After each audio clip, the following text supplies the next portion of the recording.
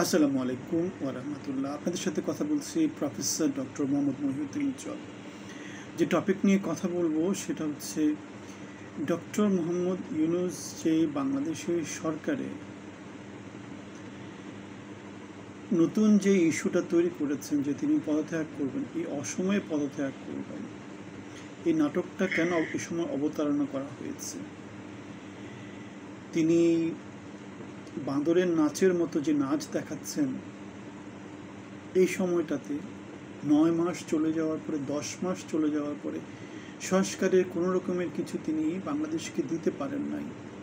উদ্দেশ্যহীন গন্তব্যে তিনি বাংলাদেশকে নিয়ে যাচ্ছেন। বিএনপি সেই সরকার গঠন হওয়ার পরের থেকে সেপ্টেম্বর অক্টোবর থেকে একটা রোড ম্যাপের কথা বলছে, তিনি সেই রোড ম্যাপ দিচ্ছেন না। আমাদের সেনাপ্রধান 18 মাসে নির্বাচনের একটা কথা তিনি বলেছিলেন, কিন্তু ডক্টর মোহাম্মদ ইউনূস সংস্কার কার্যক্রম, প্রথম ইনিংস, দ্বিতীয় ইনিংস, এরকম নানা কিছু, ছোট সংস্কার, বড় সংস্কার, নানা রকমের প্যাকেজ দিয়ে উদ্দেশ্যহীন গন্তব্যে বাংলাদেশকে নিয়ে যাচ্ছেন।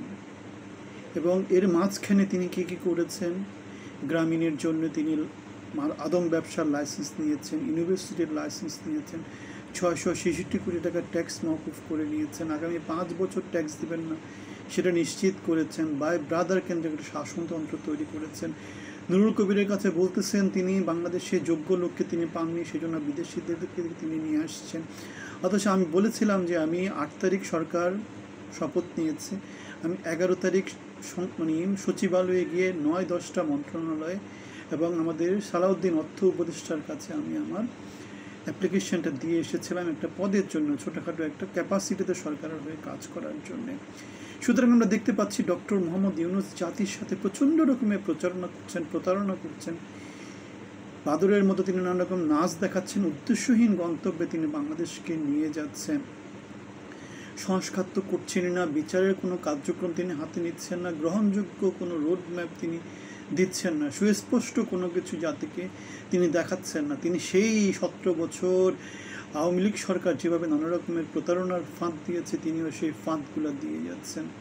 নানা রকম ইস্যু তৈরি করছেন, সেই ইস্যুগুলোতে তিনি কি করছেন? জাতিকে মাতিয়ে রাখছেন। এবং হাসিনা সরকারকে তিনি নির্বাচনে অবৈধ ঘোষণা করেছেন, তাদের কার্যক্রম নিষিদ্ধ করেছেন, নির্বাচন থেকে তিনি ইনক্লুশনের পথ থেকে তিনি বাইরে চলে যাচ্ছেন। এই অবস্থায় বাংলাদেশে এখন যারা 6 কোটি মানুষকে নির্বাচনের পথ থেকে যদি তিনি দূরে রাখেন, সেক্ষেত্রে বাংলাদেশ কই যাবে? এখন এই যে এই নাটকগুলো তিনি করছেন, এই উদ্দেশ্য প্রণোদিত নাটক, এই নাটকগুলা সেনাবাহিনী সেটা বুঝতে পেরেছে। কেন সেনাবাহিনী তো আর আমাদের জাতির যে বড় একটা অংশ তাদের মতো না, লোকজনের মতো না, তারা সুনির্দিষ্ট তাদের একটা উদ্দেশ্য আছে, তারা বাংলাদেশের স্বাধীনতা সার্বভৌমত্ব নিয়ে তারা কাজ করে, তাদের গোয়েন্দা নজরদারি আছে, তারা সব কিছু মিলে তারা যেটা বুঝতে পেরেছে সেটা হচ্ছে গিয়ে এই সরকার উদ্দেশ্য প্রণোদিতভাবে জাতিকে প্রতারিত করছে এবং জুলাই আগস্টে যারা রক্ত দিয়েছে তাদের রক্তের সাথে প্রতারণা করছে। এখনও শহীদদের তালিকা তৈরি করা হয়নি, এখনও তাদের জন্য কোনো রকমের ক্ষতিপূরণের ব্যবস্থা করা, চিকিৎসার ব্যবস্থা করা হয়নি। এই অবস্থায় ডক্টর মোহাম্মদ ইউনূস নানা রকমের অপচেষ্টার মধ্য দিয়ে জাতিকে বিভ্রান্ত করছে। এখন সেনাবাহিনী ক্ষমতা নেওয়ার কোনো ইচ্ছা নাই, সেনাবাহিনী ক্ষমতা নেবে না, সেটা তারা সেই অগাস্ট জুলাই থেকে তারা বলে আসছে।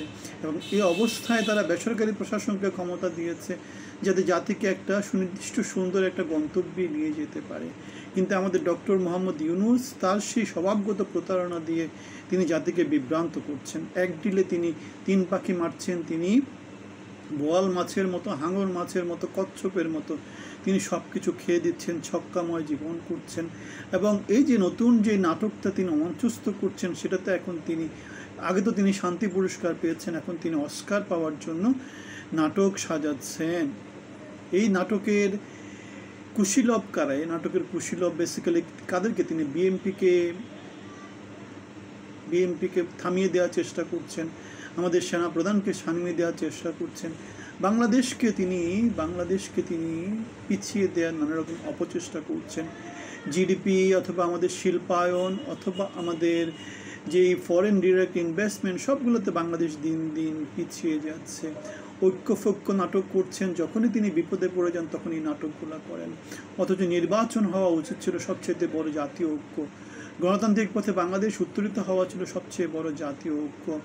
নির্বাচনে সব দল অংশগ্রহণ করা ছিল সবচেয়ে বড় জাতীয় ঐক্য। সবাইকে নিয়ে চলাটা হওয়া উচিত সবচেয়ে জাতীয় ঐক্য। তিনি সেখানে চারদিকে শত্রু খেলছেন, ভূ রাজনীতি খেলছেন, রোহিঙ্গা ইস্যু খেলছেন, আরাকান ইস্যু খেলছেন, মানবিক করিডোর খেলছেন। সুতরাং তিনি বাংলাদেশকে নিয়ে নতুন নাটক করছেন, বাংলাদেশে একটা মততন্ত্র প্রতিষ্ঠা করেছেন।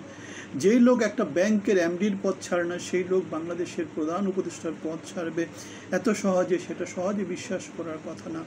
যারা আমাকে ফলো করেন, যারা আমাদের কথাগুলো শুনেন, গত 8 মাস 9 মাস ধরে আমরা এই কথাগুলো বলে আসছি, তারা মোটামুটি এই জিনিসটা তো নিশ্চিত যে ডক্টর মোহাম্মদ ইউনূস নাটক করছেন।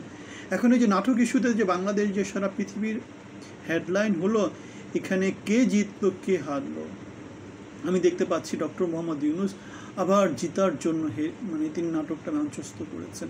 সেনাপ্রধান নাটক করেননি, সেনাপ্রধান কখনো নাটক পছন্দ করেন না। সুতরাং তারা কাজের মধ্যে অবজেক্টিভ, তাদের কাজে তারা, আমি মনে করি যে তাদের কাজে তারা স্থির থাকা উচিত। তারা বাংলাদেশকে গন্তব্যে, বাংলাদেশের স্বাধীনতাকে, সার্বভৌমত্বকে সুনিশ্চিত করার জন্য যে যে কাজগুলো করা দরকার, যে সময় করা দরকার, তার সেই কাজটা করা উচিত। ডিসেম্বরে বাংলাদেশে নির্বাচন হওয়া উচিত। একটা অনির্বাচিত সরকার দীর্ঘকালীন বাংলাদেশের ভাগ্য নিয়ে ছিনিমিনি খেলতে পারে না। সুতরাং এরকমের নাটক, এরকমের অস্কার উইনিং অভিনয় আমরা সেনাবাহিনীর কাছ থেকে যথাযথ কার্যক্রম আশা করি।